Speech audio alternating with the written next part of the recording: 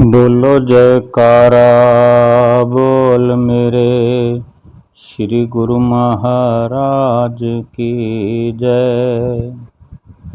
सभी गुरुमुख प्रेमियों से सप्रेम जय सच्चिदानंद।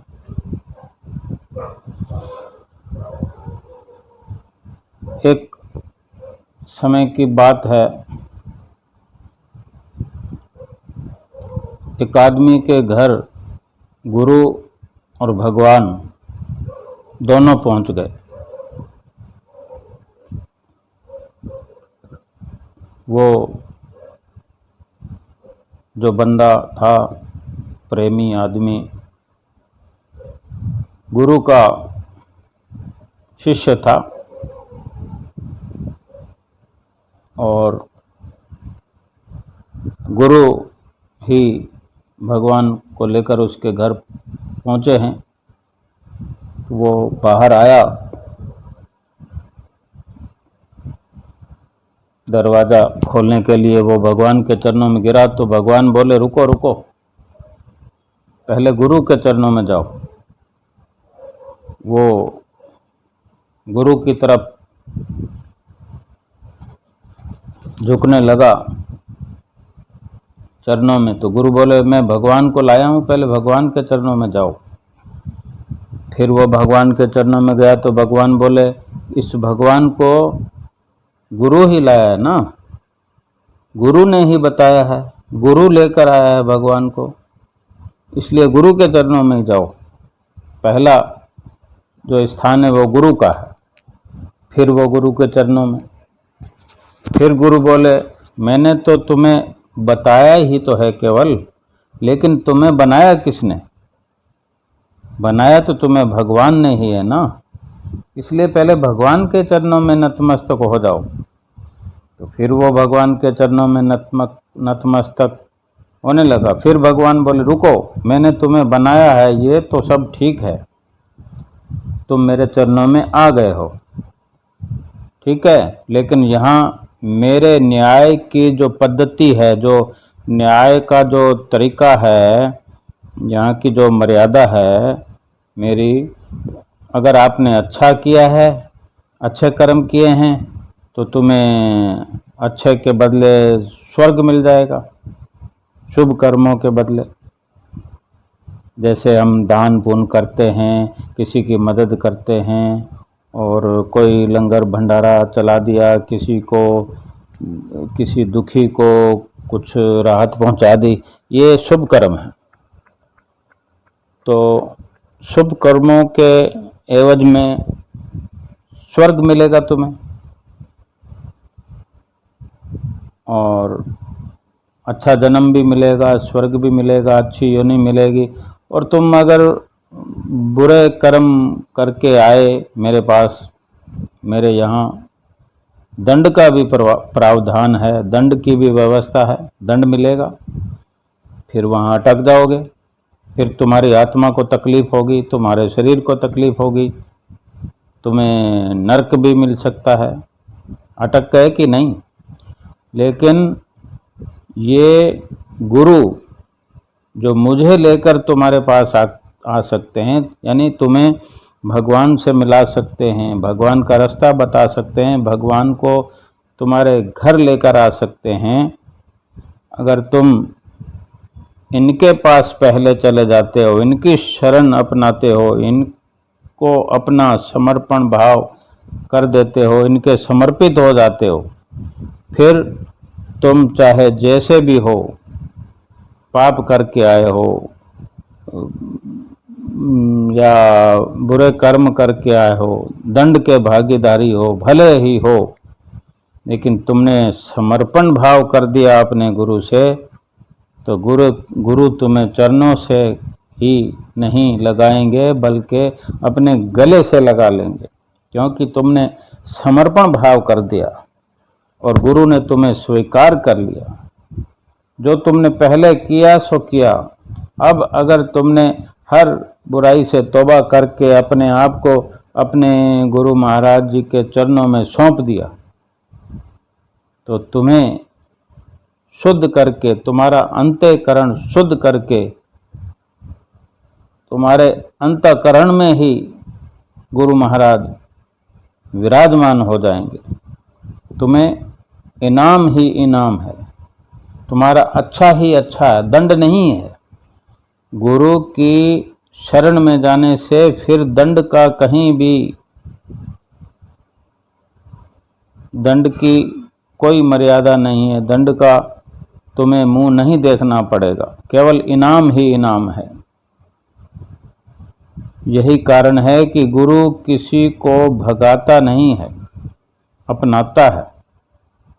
गुरु निखारता है, जो भी उससे मिलता है उससे मिल तो जाएं, एक बार उससे मिलने का प्रयास तो कर लें, अपने आप का समर्पण तो कर दें। लेकिन जब तक हम संसार के समर्पित हुए रहेंगे तो फिर गुरु अपनी कार्रवाई नहीं कर सकता, हमें नहीं निखार सकता।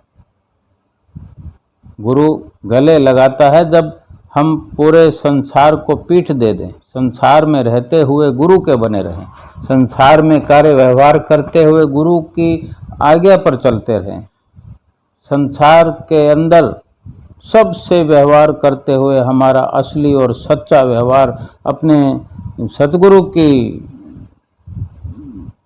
रहनुमाई में हो जाए,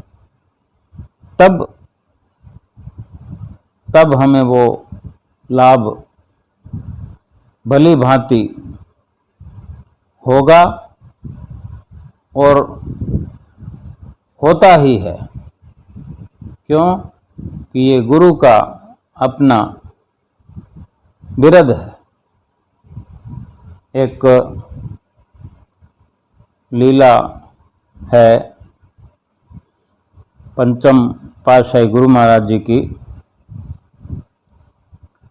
कि एक भक्त्यानी बताती हैं कि हम अपने इष्ट देव सतगुरुदाता दीनदयाल जी की जितनी भी महिमा का गुणगान करें,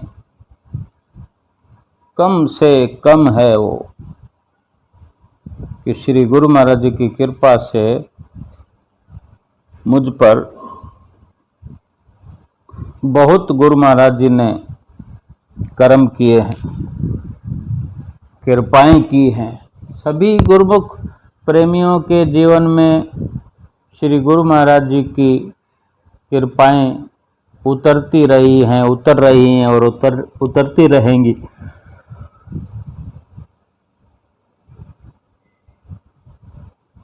सब लीलाओं का और अपने गुरु महाराज जी के गुण अनुवादों का वर्णन करना तो संभव नहीं है, लेकिन वो जो उनकी महिमा और कृपाएं अनंत हैं, तो वो एक वर्णन करती हैं कि एक बार की बात है कि घर में ही मेरा मन परेशान और बहुत ही परेशान कि कुछ समझ ना आए। रोज़मर्रा की जिंदगी में बहुत सारे दुख तकलीफ़ें आती हैं, हर किसी के जीवन में आती ही हैं। तो कई बार तो कुछ राह नज़र नहीं आती, कोई रास्ता नहीं सूझता, कुछ सोच भी नहीं उभर के आती कि इस वक्त में क्या फैसला लूं, क्या डिसाइड करना है, कुछ समझ में नहीं आ रहा होता। इतने में जैसे परेशानी का मंजर था तो श्री गुरु महाराज जी के सन्मुख खड़े होकर श्री गुरु महाराज जी के सामने मंदिर में अपने घर में ही ये जो भी परेशानियां थी, ये सारे सवाल अपने श्री गुरु महाराज जी से करती जा रही हूं और आंखों में से आंसू झरझर बह रहे। अब जीव की दशा जिस वक्त अधिक दुखदाई होती है और जिन्होंने अपने गुरु महाराज जी को अपना मीत, सखा, संबंधी सब कुछ बनाया हुआ है, पालनहार बनाया हुआ है, बख्शनहार बनाया हुआ है, पार उतारनहार बनाया हुआ है, उसी के आगे गुरुमुखों का रोना निकलता है। संसार के आगे गुरुमुख प्रेमी कभी कमजोर हो नहीं सकते और गुरु महाराज जी के सामने तो ताकतवर बन ही नहीं सकते, क्योंकि मैं निर्बल अति दीन हूँ, तुम समर्थ बलवान, सब विधि मम रक्षा करो, दीन बंधु भगवान। हम नित्य प्रति श्री आरती में गायन करते हैं। ऐसा गायन करने से हमारी चित्त वृत्तियों में ये भली भांति समा गया होता है कि मैं तो इतना कमज़ोर हूँ और आप हर प्रकार से सक्षम है मेरी हर स्थिति में रक्षा करना। तो गुरुमुख प्रेमियों का जो है अपने श्री गुरु महाराज जी के सामने इस तरह का रोना स्वाभाविक है। आँखों से आंसुओं का निकलना स्वाभाविक है। आँखों से आंसू बहते जा रहे हैं, रुकने का नाम नहीं। इतने में क्या वो बताती हैं कि साक्षात श्री पंचम पातशाही जी अपने सुंदर स्वरूप में मेरे घर के मंदिर में जैसे विराजमान हो गए और मैं उनके साक्षात ऐसे दर्शन कर रही हूँ जैसे कि श्री आनंदपुर में श्री दर्शन हाल में बैठकर जो सारे गुरुमुख प्रेमी दर्शन हाल भरा होता है, सत्संगी संगत सभी निहार रहे होते हैं अपने श्री गुरु महाराज जी को। तो उस वक़्त भी कुछ समझ नहीं आता, कई बार जब सुरती जुड़ जाती है कि हम कहाँ बैठे हैं, दर्शन हाल में बैठे हैं कि अपने घर में बैठे हैं, हम हैं भी सही कि नहीं हैं। हमें इस बात का आभास नहीं होता कि मैं हूँ कि नहीं, यानी अपना अस्तित्व अपना वजूद मिटता हुआ नजर आता है। केवल और केवल श्री गुरु महाराज जी ही हैं ऐसा लग रहा होता है और कुछ नज़र भी नहीं आ रहा होता है कि श्री गुरु महाराज जी के आसपास या हमारे आसपास कोई और भी है क्या, संगत है, कोई महात्मा जान, कोई भाईजान, कुछ भी नहीं नज़र आता। ये उस पल ऐसा होता है जिस वक़्त हम खो जाते हैं श्री दर्शनों में। तो वो भक्तानी जो बताती हैं कि जब साक्षात मैं अपने श्री पंचम पातशाही गुरु महाराज जी के साक्षात दर्शन कर रही हूँ, अपने सुंदर स्वरूप में मुझे जो दर्शन दिखा रहे हैं, तो आंसू फिर भी बह रहे हैं, लेकिन कुछ विचारों में तब्दीली आ गई। जो पहले रो रही थी तो वो दुख था, जिस दुख के मारे में फरियाद अपने सतगुरु के चरणों में कर रही थी, आंसू झरझर बह रहे थे। और जब श्री गुरु महाराज जी मुझे साक्षात दिखने लगे तो आंखें जो आंसू बरसा रही थी वो आंसू ऐसे लगा जैसे वो आंसू खुशी के हो गए। और ये आंसू जो गुरु महाराज जी के प्यार में बह रहे थे, उन्होंने बहुत ही प्यार से मेरे सिर पर दोनों कर कमलों को रख दिया और वचन सुनाई दिए मुझे कि श्री गुरु महाराज जी फरमा रहे हैं कि डर मत, हम आ गए हैं अब। और फरमाया कि जो जो तुमने अपने दुख की अवस्था में हमसे सवाल किए या जो अपनी दुख की वार्ता हमें बताई, उन सब के तुम्हें जवाब मिलेंगे। और जो तुम्हें तकलीफ है वो तकलीफ तुम्हारी मिटती हुई बहुत जल्द तुम्हें नजर आएगी। कोई भी तकलीफ बाकी नहीं रहेगी। बस आदेश किया, आज्ञा की कि जितना सिमरन करती हो, सिमरन के समय को बढ़ाओ, अधिक करो, पर्याप्त मात्रा में तो करो ही करो, जितनी आज्ञा है उतनी तो करो ही करो। जितना अभी हमें नित्य प्रति रोज सुनने को मिलता है, श्री आज्ञा सुनने को मिलती है कि 2 घंटे सिमरन करना, उससे भी तो ऊपर हद कर सकते हैं हम, उससे भी अधिक कर सकते हैं। ऐसी बात तो नहीं है कि हम कर नहीं सकते, हम करना नहीं चाहते, हम चाहें तो कर सकते हैं। हम अगर अपनी सफाई पेश करते हैं कि घर को देखना है, दुनियादारी भी करनी पड़ती है, हम इस दुनिया में नहीं रहेंगे तो क्या घर नहीं देखा जाएगा, दुनियादारी नहीं देखी जाएगी? या हम यहाँ होते हुए काम नहीं कर पाएंगे तो फिर कौन सी दुनियादारी बंद हो जाएगी? हमारा चलना फिरना बंद हो जाए, हाथ पांव काम करना बंद कर दें, आंखें भी काम करना बंद कर दे, कौन सा काम हम कर लेंगे फिर? लेकिन उस वक्त में भी फिर सिमरन तो तब भी हम कर सकते हैं। तो अभी क्यों नहीं करते? संसार से उपरामता ही तो करनी है। अभी का मतलब कुछ भी हो सकता है। अभी का मतलब ये भी हो सकता है कि अगर हम युवा अवस्था में हैं तो थोड़ी कमाई कम कर लेंगे, थोड़ी स्टडी कम कर लेंगे, कितनी तरक्कियां करेंगे इस दुनिया के अंदर, ये सब तरक्कियां यहीं रह जानी है। लेकिन उन तरक्कियों के साथ में थोड़ी सुमरन की तरक्की हो जाएगी तो कौन सा नुकसान हो जाएगा? फायदा ही होना है, नफा ही होना है। और अगर हमारी उम्र 50 साल की हो गई है, 60 साल की हो गई है, और अभी भी हम ये बहाना बनाएं कि दुनियादारी देखनी होती है, क्या सारा दिन सुमरन करते रहें और कोई काम नहीं है? सारा दिन तो कहाँ, 2 घंटे की आज्ञा है, 2 घंटे तो कर लें।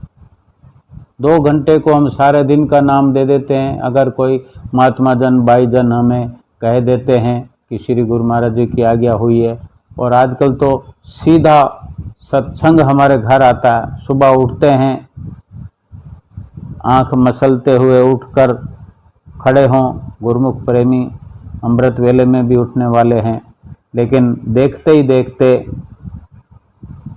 सूर्य उदय के समय तक ही श्री आनंदपुर दरबार के सत्संग जो ऐप के द्वारा मिलते हैं, श्री गुरु महाराज जी के मुखारबिंद से हुक्मनामा सुनने को मिल जाता है, उनका सत्संग मिल जाता है, और जो नई नित नई आज्ञा होती है वो मिल जाती है। नित्य प्रति हमें स्वयं समाचार मिलता है कि 2 घंटे सुमरन करना है, तो 2 घंटे कोई बहुत बड़ी बात है।